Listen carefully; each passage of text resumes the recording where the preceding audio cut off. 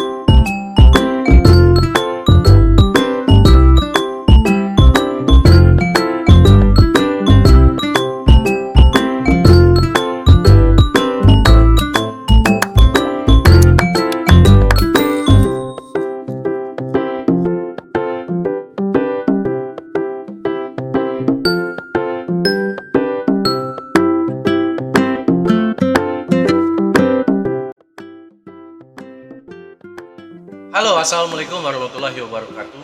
Ketemu lagi dengan saya Joe dalam podcast Relawan Muda Peduli Nusantara. Hari ini kita kedatangan tamu yang luar biasa, masih muda, energik, dan yang pastinya ganteng guys. Siapa? Oke, mari kita langsung berkenalan dengan beliau. Halo, apa kabar Bung Riki? Alhamdulillah sehat. Makin ganteng, makin energik ya. Saya ingin bercerita sedikit guys. Ini adalah sebuah komunitas organisasi sosial kemanusiaan. Ini bicara sampah guys. Kalau sampah itu identiknya biasanya bau, jijik, kotor guys. Tapi di tangan anak-anak muda ini, sampah ini bisa jadi manfaat dan berkah untuk semua orang guys. Oke Bung Riki, saya mau bertanya nih. Bagaimana sih awal berdirinya Inspirasi Muda ya? Inspirasi Muda Indonesia ya? Ya, Inspirasi Muda Indonesia. Jadi awal berdirinya Inspirasi Muda ini di bulan September. Sebenarnya namanya itu bukan Inspirasi Muda Indonesia, tapi berjalannya dan waktu ada perubahan-perubahan dari teman-teman. Akhirnya muncul Inspirasi Muda Indonesia. Awalnya kita itu dua atau tiga orang yang kemudian kumpul, ada sebuah project learning. Kita ingin menginspirasi teman-teman kita, khususnya yang kawan-kawan dekat dulu. Awalnya itu namanya Safari Kebaikan ya. Oh, Safari Kebaikan. Ya, Safari Kebaikan. Kita punya project untuk bikin video tentang inspirasi orang-orang yang mempunyai kelatar belakangan mental, fisik, tapi masih ingin berjuang untuk ibadahnya gitu kan, untuk ekonominya, tulang punggung keluarga gitu. Dan pada waktu itu kita eksekusi sekali dan ternyata gagal ya. Eksekusi itu eksekusi apanya nih? Jadi kita mencari sosok inspiratif ya, untuk dibuat kita naikkan beliau. Ternyata karena memang terkendala perlengkapan, jadi tidak matang gitu, jadi gagal. Oh, untuk program. Jadi sebelum Inspirasi Muda Indonesia berdiri itu namanya Safari Kebaikan ya. Safari Kebaikan. Nah, kalau tepatnya awal berdirinya itu kapan? Tanggal 23 September tahun 2020. Wah, jadi baru. Masih newbie banget, tapi bermanfaat guys. Apa sih alasan yang paling kuat sehingga sebelumnya Safari Kebaikan menjadi Inspirasi Indonesia? Ya, jadi karena memang Safari Kebaikan kayaknya terlalu monoton ya bicarakan. Karena memang kita fokusnya kepada seperti Taman Safari maksudnya gitu ya. Karena kita fokusnya ke para mahasiswa, pemuda, pelajar gitu kan. Memang untuk mereka dan sejalannya waktu kita muncul namanya Inspirasi Muda. Inspirasi Muda saja gitu. Tidak ada Indonesianya. Tapi langsung kita rapat kembali karena memang targetan kita bukan hanya di Palembang, tapi berharap kedepannya bisa disentuh ke berbagai lokasi ya, makanya disimpulkan Inspirasi Muda Indonesia gitu. Jadi panjang juga guys ceritanya, dari Safari rapat dulu lagi baru jadi Inspirasi Muda inspirasi juga, masih inspirasi muda, baru Indonesia ya. Panjang prosesnya guys. Tapi nggak masalah. Apa sih alasan yang paling kuat inspirasi Indonesia ini berdiri? Kalau dari kawan-kawan komunitas IMI singkat ya. Jadi alasan terkuat kami untuk mendirikan inspirasi muda, pertama kami ingin mengedukasi masyarakat dan mengumpulkan para pemuda yang notabene hanya waktunya itu hanya terbuang sia-sia.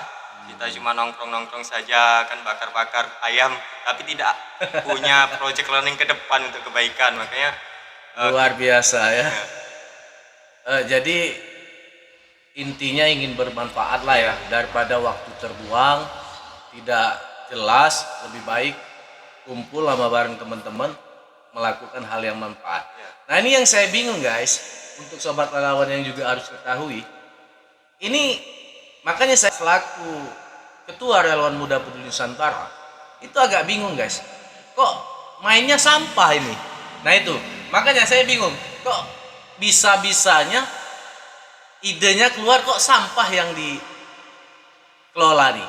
Kebetulan Bung Riki juga sebagai apa nih, ketua program apa atau ketua kalau ininya? saya direktur sedekah sampah, direktur rumah sedekah sampah. Wah, jadi rumah sampah pun ada direkturnya guys. Jadi yang khusus mengelola sampah diserahkan kepada saya. Nah, jadi untuk kepada sobat-sobat relawan ya, kalau punya sampah ya, tapi ada kriteria sampah ya, nggak sampah yang misalnya kulit buah atau itu mungkin nggak bermanfaat yang seperti itu ya.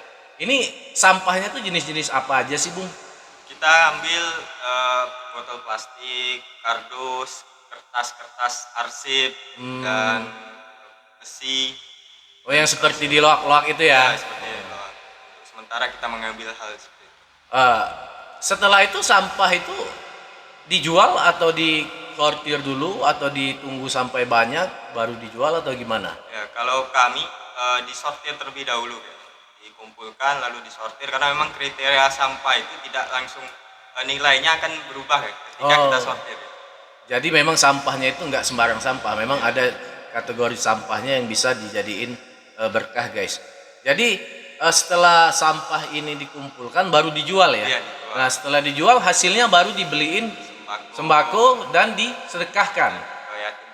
Oh jadi inspirasi muda Indonesia ini sungguh sangat menginspirasi kegiatan-kegiatannya, bahwa yang mana notabene-nya hal ini kalau kita pikir secara umum sampah itu ya pasti dibuang ya, tapi di tangan anak-anak muda yang terkumpul di inspirasi muda Indonesia ini menjadi manfaat dan menjadi berkah guys. Terus apa saja sih kegiatan-kegiatan inspirasi muda ini yang sudah dilaksanakan dan yang akan dilaksanakan itu Bung? Ya kalau untuk program unggulan ya, program unggulan kami tetap di sedekah sampah karena memang kami berharap sedekah sampah ini menjadi sumber pencarian kita ya. Jadi karena kita notabene adalah mahasiswa pelajar yang kalau masalah sumber dana itu kritis ya. Jadi kami berusaha berpikir, kita jangan mengandalkan orang lain, kita buat program tersendiri karena kalau kata Kak Jo itu kan sekarang saja kalau uang untuk subscribe itu susah, apalagi donasi sembako ya. Jadi ini harus diviralkan guys. Jadi untuk teman-teman semua sobat relawan, jadi apapun kreasi karya dari teman-teman itu wajib diapresiasi. Makanya saya bilang kemarin dalam sambutan saya di dalam suatu kegiatan relawan, bahwa minta subscribe aja susah guys, apalagi mau minta sedekah. Nah ini yang luar biasanya karena memang saat ini kondisi dalam pandemi COVID-19 ini memang seluruhnya perekonomian rusak dan seluruhnya hampir terhambat guys. Jadi di inspirasi muda Indonesia ini mereka memanfaatkan sampah menjadi berkah guys.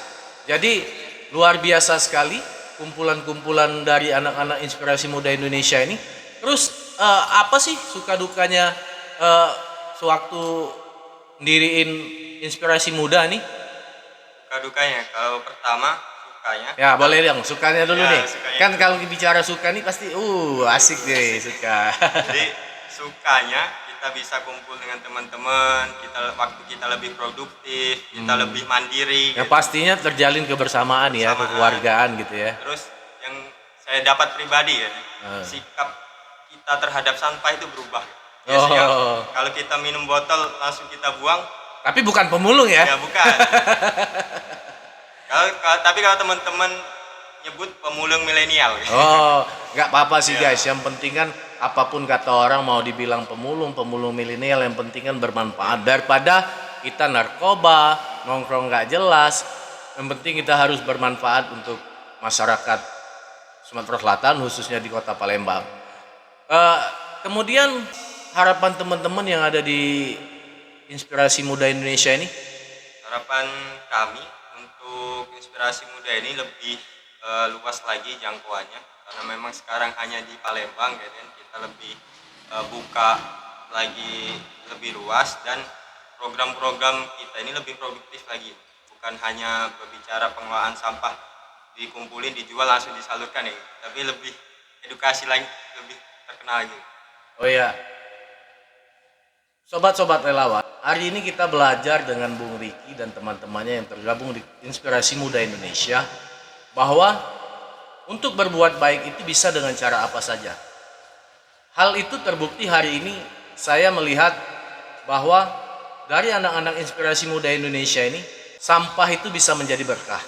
Jadi memang tidak perlu kita harus kaya, senyum pun juga itu sudah sebagai ibadah sedekah. Jadi memang makanya saya mengundang Bung Riki ke podcast relawan hari ini karena sungguh sangat menginspirasi. Jarang loh anak-anak muda yang mau ribet dalam hal ini, apalagi main sampah. Ganteng-ganteng main sampah, mahasiswa main sampah, tapi nggak apa-apa Bung Riki. Yang penting kan kita mempunyai investasi baik itu di dunia maupun di akhirat.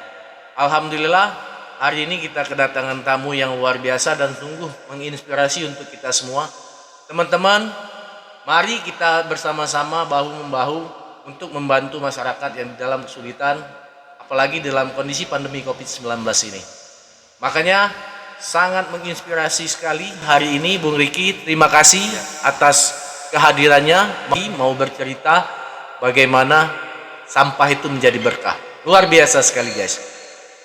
Mungkin itu saja Bung Riki podcast kita kali ini. Mungkin lain waktu kita bisa berdiskusi lagi. Riki, terima kasih. Assalamualaikum warahmatullahi wabarakatuh.